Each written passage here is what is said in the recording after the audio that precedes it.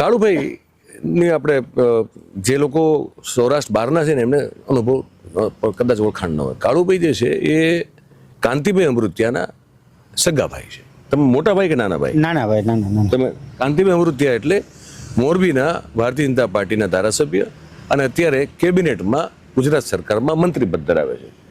એમને કયું મંત્રીપદ છે તમને ખ્યાલ છે? શ્રમ રોજગાર.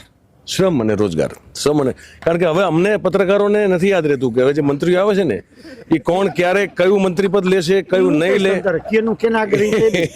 એટલે અમે હવે યાદ રાખતા બંધ થઈ ગયા છે એ કોણ ક્યાં સુધી ખબર પડતી હતી. એટલે શ્રમ ને રોજગાર મંત્રી કાંતિભાઈ અમૃતિયા પાટીદાર સમાજના એક મોટા નેતા, લગભગ 8 વખત તો ચૂંટાઈ ગયા. 9 વખત, 7 કે 8 નહીં, મારા ખ્યાલથી આ 8મી વાર છે. હા, આ 8મી વાર ચૂંટાણા છે ધારાસભ્ય તરીકે મોરબી જિલ્લામાંથી. હવે એમના સગા નાના ભાઈ આ આખા આંદોલનમાં અહીંયા મારા ખ્યાલથી પાયાના પથ્થર સમાન છે, one of the pillars of this movement. એટલે આપણે કાળુભાઈને પૂછીએ, કાળુભાઈ તમારે ઘરમાં 2 ભાઈઓ વચ્ચે ડખાની થાય એમાં? ના, દખાશે ને થાય. કેમ ન થાય? તમે એનું રાજકારણ કરે, હું મારે ખેતીનું કરું, મારા ગામ આટલું હું આવ્યો. તો કાંતિભાઈના ખેતરમાં થાંભલા ન ખાવાના કે ના? કાંતિભાઈ એના ખેતરમાં મારા એકમાં તાર આવે, એના ખેતરમાં અહીંયા થાય, એને જમીન અમારે ખેતર નો ખાય એવું નથી.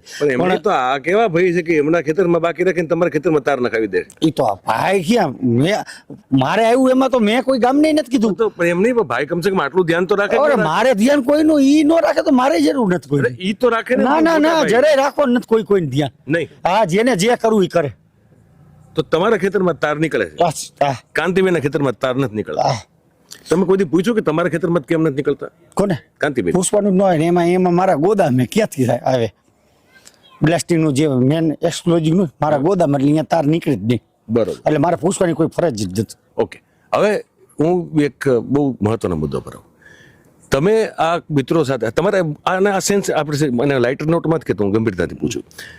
તમે ભાઈઓ છો, બરોબર છે, અને એ ઠીક છે રાજકારણ કરે, તમે કીધું તમે તો સંપૂર્ણપણે રાજકારણથી અલગ છો, પણ at the end of it તો ભાઈઓ છો.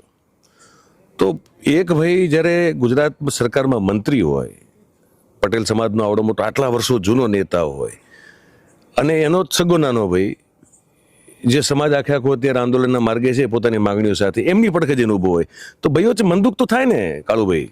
જે થવું થાય. કોઈ ચર્ચા થઈ તમારે અત્યાર સુધી? મારે ચર્ચા ઘણી વાર થાય. શું કે? પણ એમ કે આંદોલન હું નથી મૂકવાનો. તમને શું કે કાંતિભાઈ? એમ કે ખાધું પીધું ઈ જ પૂછે, એને ખબર આ ડગરી હટી ગઈ એની. એને ખબર આની હટી ગયા પછી હું કોઈનું કદાચ એમ રાજા તો હટતો નથી. પણ તમારે કોઈ સંવાદ થાય તો શું થાય બે ભાઈઓ? ઈ જેમ કે કાંઈ લીંબુ પાણી કાંઈ પીધું, હું કહું ના, જ્યાં સુધી પતે નહીં ત્યાં સુધી હું અન્નનો દાણો મોઢામાં નાખવાનો નથી. મેં અત્યારે પાપ કર્યું, મારે તમારે બેન વાત કરવાની હતી, હું ઉભા વાત કરું. કારણ કે તમે ઉપવાસી માણસ છો. ના એવું કાંઈ ના, એ તો વ્યવહાર છે. હું બાવા ભેગું રખડું, મને અરે ભાઈ બાવા ભેગા, બરોબર, બાવાને રોજ નું થયું, આપણે ન હોય. બાવાને તો મળે ત્યારે ખાય બાવા, મસ્ત. પણ આપણે તો ભાઈ સંસારે ચલાવવાનો ને કાળુભાઈ. થોડું કેવી રીતે આપણે સાઈડ થોડાક આ બાજુ તો લાઈટ નો બસ બસ. તો તમારી દ્રષ્ટિએ તમે આ આખો જે મુદ્દો સમજ્યા, આજે બધા મિત્રો અત્યારે આંદોલન અને ગુજરાતભરમાં તમને ટેકો મળી રહ્યો છે ખેડૂત સમાજમાંથી માંડી બધા તમામ પ્રકારના ખેડૂતના, તમારો મેસેજ શું છે સરકારને?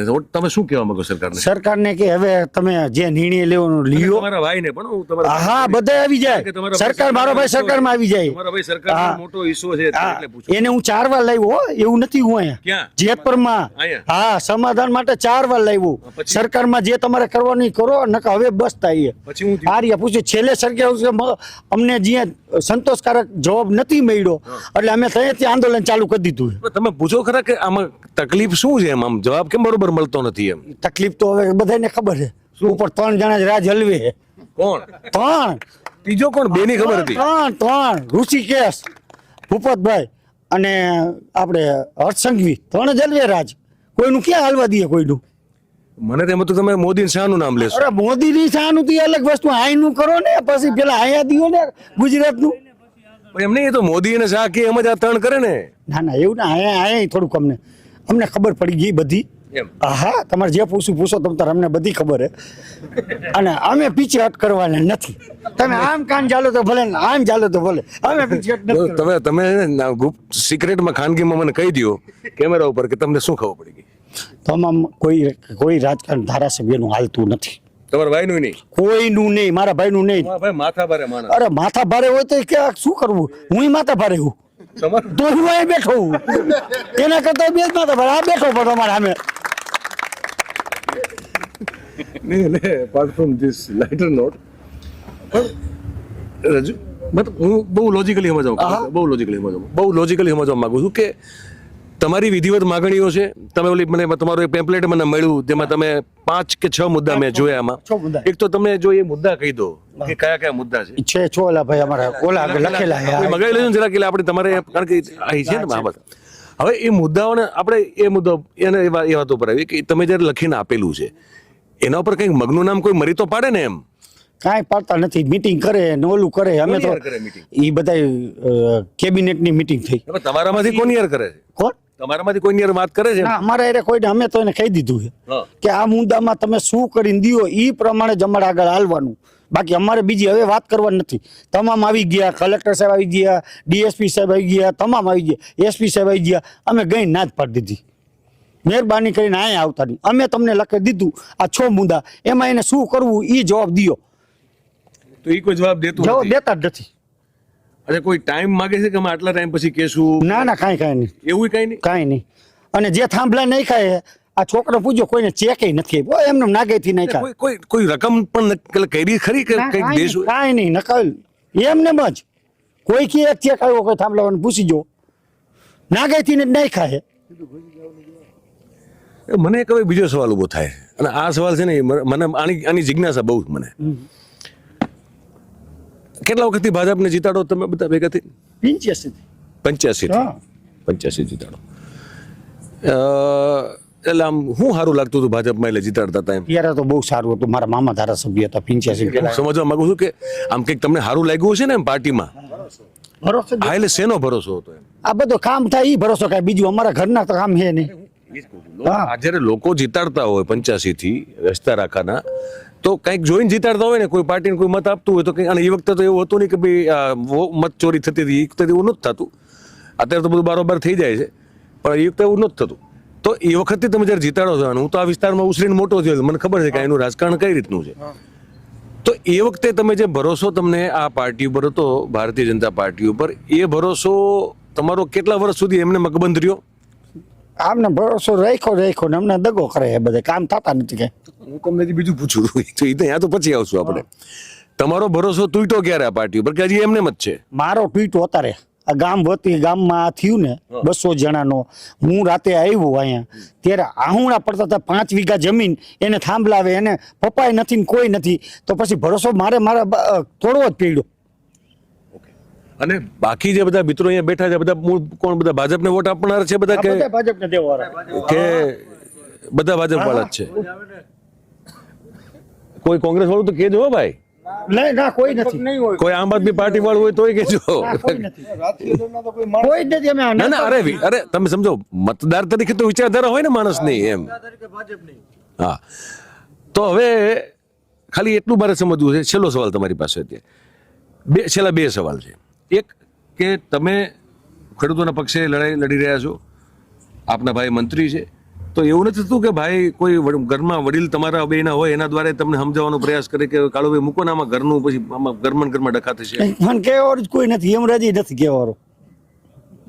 ભાઈ શું કોઈ નથી કહેવાનું, કોઈ મોટા ઘરના કોઈ નહીં. બાકીના તો બધા મારા કુટુંબ ને બધા અહીંયા જ છે. બધા અહીંયા જ છે. હા, ભાઈ અહીંયા છે, બીજા નાના ભાઈ મારા બધા તમામ મામા છે. તો તમારા એક ભાઈને વાત કરતા બાકીના આખું બધા આ કુટુંબ બધા હાર્યા છે. તો પૂછી જુઓ. એટલે તમે એવું કહો છો કે ગુજરાત સરકારના મંત્રી કાંતિભાઈ અમૃતિયાનું ઓલમોસ્ટ આખું કુટુંબ અહીંયા છે, હા એમને એકને વાત કરતા એવું કહેવાય? હા બધા એ બધા આંદોલનમાં છે. હા આંદોલનમાં તો કાંતિભાઈ હવે એકલા પડી દેવાના પછી? તો જે થાય એ એનું કામ કરે, હું મારું કરું. પણ ગામ માટેની કુટુંબની આ ભાવના ખરી. હું એ સમજાવવા માંગુ. આ બધા સવાલ હું એટલે પૂછું છું મુખી, આ જરા હું ક્રોસ ક્વેશ્ચનિંગ કરું છું એટલા માટે કરી રહ્યો છું કે જે લોકો જોવાના છે ને એને ખબર પડે કે અહીંયા આ ભલે થોડીક લાઇટર નોટમાં અમે લોકો વાત કરી છે, એટલે કરી છે કે આખા દિના બધા થાકેલા પાકેલા, થોડું 2 ઘડી હસવાનું થાય ને વાતની વાતે થાય. પણ વાત જે ગંભીરતા છે મુદ્દાની આ એ છે કે, અને આ બહુ મોટી વાત છે દરેક રીતે. તમે આવું ક્યાંય લગભગ જોયું નહીં હોય. મેં આજ સુધીમાં મારા કેસમાં મેં આટલા વખતથી હું પોલિટિક્સ કવર કરું છું, મેં નથી જોયું કે કોઈ પણ હોય, ઘરનો કોઈ પણ એક સભ્ય જો પોલિટિક્સમાં હોય ને કોઈ મોટા પોઝિશન ઉપર હોય, મોટી પોઝિશન ઉપર, તો એના ઘરના કોઈ પણ લોકો જે છે ને એના વિરુદ્ધનું સ્ટેન્ડ લેતા મેં આજ સુધીમાં ક્યાંય જોયા નથી. મારી આટલા વખતની જે કરિયર છે પત્રકારની, મેં નથી જોયા કોઈને. આ પહેલો કિસ્સો છે. એટલે કાળુભાઈ, તમને અને તમારા બાકીના બધા જે કુટુંબીજનો બધા છે એમને હું તો અભિનંદન આપું. નિયમ અમારો છે જ, ગમે ત્યારે કે તમે જો સાચું જે છે એની પડખે ઉભા રહેવા માટે તમે હિંમત દાખવી શકો છો. અને એ વખતે તમે એટલે આમ જુઓ તો એક પ્રકારનું તમારા માટે મહાભારત છે આ, કાળુભાઈ, હા, છે જ. હે ને? મહાભારત છે કે સામે કોણ છે ને અહીંયા કોણ છે, અને પછી પણ લડવાનું છે તો પછી લડવું પડે. પણ અમે સાચી રીતે બે ખેડૂત માટે લડી તો લડવાનું જોઈએ, એમાં પછી ગમે તે આવે. એટલે આ વાતની નોંધ તમે જેટલા પણ મિત્રો બધા જોઈ રહ્યા છો, જોવાના છે બધા લેજો આ આખી વાતને, કે આ એક બહુ મોટી ઘટના આપણે અત્યારે એના સાક્ષી છીએ. એક છેલ્લો સવાલ છે, છેક સુધી લડી લેવાના મૂડમાં છો? હા, મરીશ ત્યાં સુધી. આનાથી આગળ મારે એમને કાંઈ પૂછાય એવું નથી.